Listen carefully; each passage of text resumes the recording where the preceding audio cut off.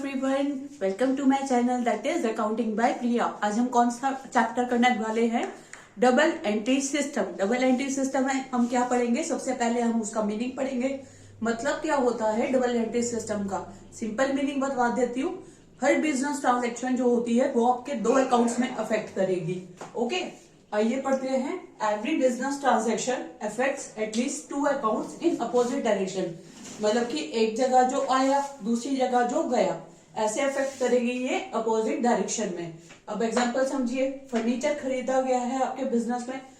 हमारे पास क्या आ रहा है? हमारे पास फर्नीचर आ रहा है और हमारे पास से कैश जा रहा है। अगर हम उसे कैश में खरीदेंगे, कैश ही जाएगा ना हमारे पास से। जैसे मैंने आपको अकाउंटिंग इक्वेशन के चैप्टर में भी काफी ट्रांजेक्शन करवाई थी ऐसी, है ना। तो आपके पास फर्नीचर इंक्रीज हो रहा है और कैश डिक्रीज हो रहा है। ओके, एक बार दोबारा समझ लीजिए। मीनिंग क्या होता है डबल एंट्री सिस्टम का? Every business transaction affect at least two accounts. हर बिजनेस ट्रांजेक्शन जो है वो दो अकाउंट्स में आपका अफेक्ट करेगा अपोजिट डायरेक्शन में। अगर फर्नीचर खरीदा गया है बिजनेस में तो furniture is increase and cash is decrease. Okay, अब हम क्या पढ़ने जा रहे हैं? प्रिंसिपल्स और फीचर्स और characteristics of double entry system. आइए देखते हैं। सबसे पहले इसमें क्या आता है? Every business transaction affect at least two accounts. मतलब हर बिजनेस ट्रांजेक्शन जो है हमारे दो अकाउंट्स में अफेक्ट करेगा। It affects two account simultaneously, जिसमें से एक आपका डेबिट होगा, one of them is debited and other account is credited. Okay, देखिए next, recording of both personal and impersonal aspects.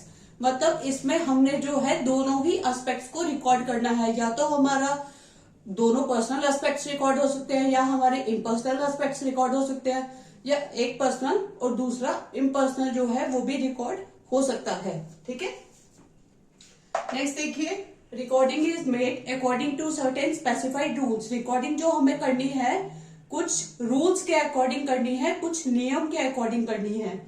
Next देखिए, प्रिपरेशन ऑफ ट्रायल बैलेंस। एक account आपका debit होता है, आप लोगों को पता है, दूसरा अकाउंट आपका क्रेडिट होता है। तो टोटल जो होगा सारे, मतलब कि सारे डेबिट साइड का वो हमेशा इक्वल होगा आपके टोटल क्रेडिट साइड का। ये होता है आपका ट्रायल बैलेंस। एक बार दोबारा रिवाइज कर लीजिए। Every business transaction affects two accounts. मतलब वो दो अकाउंट्स को अपोजिट डायरेक्शन में जो है अफेक्ट करता ही करता है, जिसमें से एक अकाउंट आपका डेबिट होता है और दूसरा अकाउंट क्रेडिट होता है। Number 2, recording of both personal and impersonal aspects. जैसे मैंने बताया दोनों ही एस्पेक्ट्स आते हैं, दोनों बेशक पर्सनल आए, दोनों बेशक इम्पर्सनल आए, या एक पर्सनल और दूसरा इम्पर्सनल आए। थर्ड, रिकॉर्डिंग आप जो करते हैं एंट्रीज की वो कुछ स्पेसिफाइड रूल्स के अकॉर्डिंग करते हैं।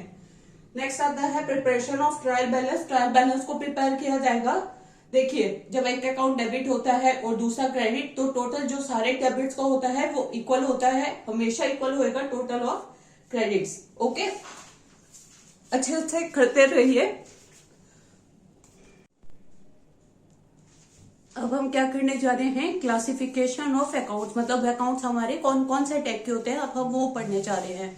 ओके, तो देखिए, सबसे पहले हमारा आता है पर्सनल अकाउंट, दूसरा हमारा होता है इम्पर्सनल अकाउंट। अब इम्पर्सनल अकाउंट भी हमारे दो टाइप्स के होते हैं, एक होता है रियल अकाउंट, एक होता है नॉमिनल अकाउंट। ओके, इसके बारे में मैं आपको आगे पढ़ाती हूँ।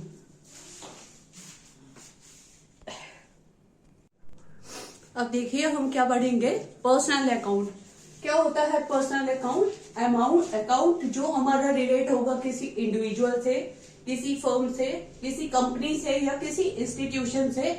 ये सब होते हैं हमारे पर्सनल अकाउंट। जैसे account of Ramchandra, account of Krishna Chandra, account of DCM limited. Company का हो गई ना लिमिटेड, हमेशा हमारे उस कंपनी के, मतलब हमेशा हमारे उस नाम के बाद आता है, जो प्राइवेट हो या पब्लिक हो। अभी इसमें लिमिटेड है तो ये पब्लिक कंपनी है। पीवीटी लिमिटेड होता है तो ये प्राइवेट कंपनी होती। Okay, account of Delhi university institution हो गया, और बैंक अकाउंट। तो इन सबको बोलेंगे हम पर्सनल अकाउंट। इसका रूल क्या होता है? Debit the receiver, credit the giver. आप एग्जांपल से समझिए, हमने 20,000 रुपए हरि को पे कर दिए, paid ₹20,000 to Hari.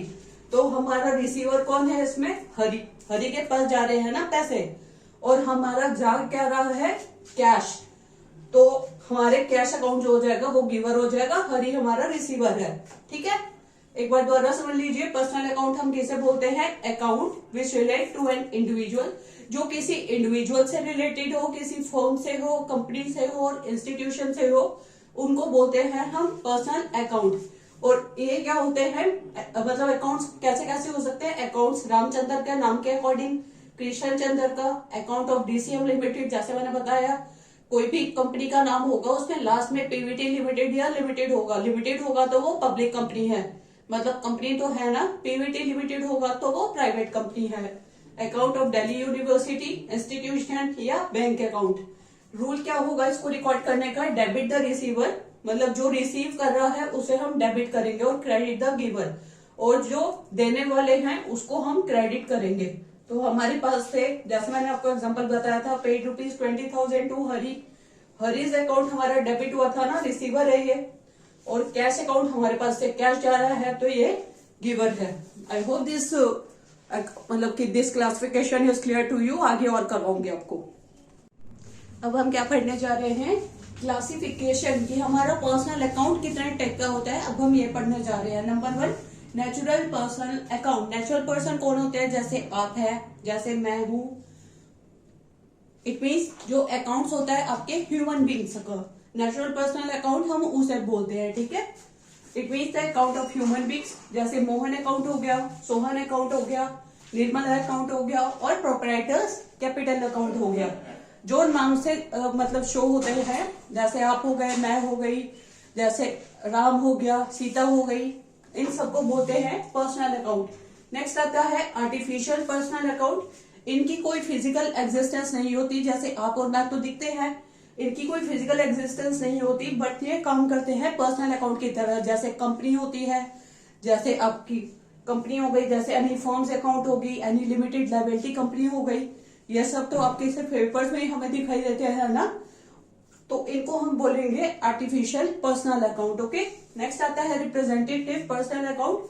When an account represent, जब एक अकाउंट आपका रिप्रेजेंट करता है पर्टिकुलर पर्सन को या ग्रुप ऑफ पर्सन को। मान लीजिए आप है, आप अपने साथ अपने फ्रेंड की बात कर रहे हैं, तो इसका मतलब आप उसे रिप्रेजेंट कर रहे हैं।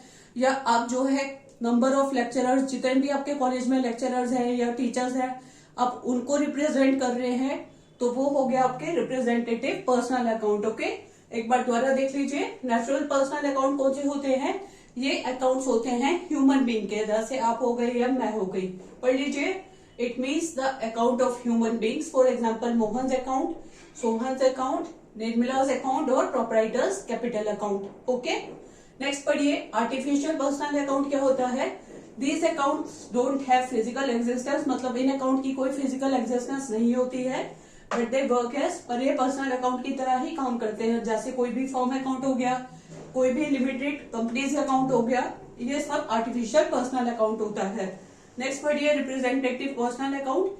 When an account represent a particular person, जब एक अकाउंट आपका रिप्रेजेंट करेगा पर्टिकुलर पर्सन या ग्रुप ऑफ पर्सन को, उसको हम बोलेंगे रिप्रेजेंटेटिव पर्सनल अकाउंट। तो आई होप ये चीजें आपको क्लियर हो गई होंगी, तो आप अच्छे से अच्छा पढ़ते रहिए, बाकी मैं आपको कल करवाऊंगी। ओके।